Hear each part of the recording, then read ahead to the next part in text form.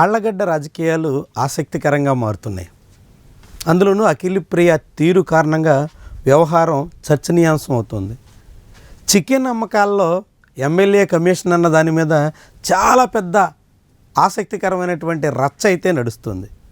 ఏకంగా కిలోకి 30 రూపాయల వరకు ఎమ్మెల్యేకి ట్యాక్స్ చెల్లించాల్సినటువంటి పరిస్థితి వచ్చిన దాని మీద చికెన్ వ్యాపారులు లబోదిబోమంటున్నారు. నేరుగా అధికారులకి ఫిర్యాదు కూడా చేయాల్సి వచ్చింది. పలానా చికెన్ షాపులోనే కొనాలి, పలానా రేటుకి కొనాలి, అదనంగా 30 రూపాయలు చెల్లించి ఆ 30ని ఎమ్మెల్యే ట్యాక్స్ కింద చెల్లించాలి అనేటువంటి రీతిలో అఖిలప్రియ అనుచరులు ఒత్తిడి తెస్తున్నటువంటి దాని మీద ఆళ్లగడ్డలో అనేక రకాలైనటువంటి చర్చ నడుస్తుంది.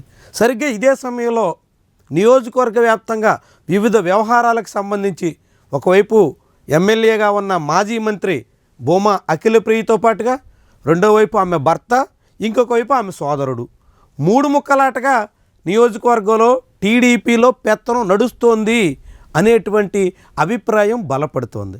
ఇది రాజకీయంగా చాలామందిని ఆశ్చర్యానికి గురిచేస్తుంది. ఎందుకు ఇలాంటి పరిస్థితి వచ్చింది?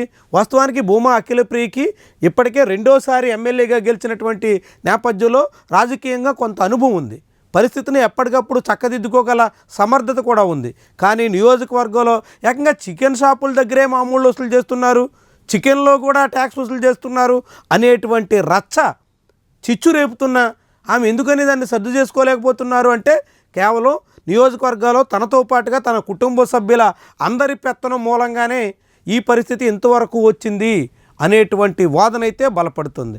ఏమైనా నియోజకవర్గంలో ప్రజలందరి నుంచి కిలో చికెన్ దగ్గర 30 రూపాయల చొప్పున అదనంగా వసూలు చేయాలనేటువంటి ఆదేశాలు ఎమ్మెల్యే ఇచ్చారు అనేటువంటి ప్రచారం ఇప్పుడు నియోజకవర్గ వ్యాప్తంగా జోరుగా నడుస్తుంది.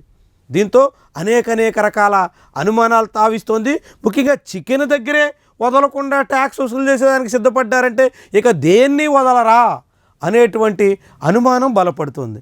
అదే సమయంలో ఆళ్లగడ్డలో చికెన్ ట్యాక్స్ ఎలా వసూలు చేస్తున్నారో తెలుసుకోవడానికి సమీపంలో ఉన్నటువంటి వివిధ నియోజకవర్గాల నేతలు కూడా ఆసక్తి చూపుతున్నట్టు కథనాలు వస్తున్నాయి.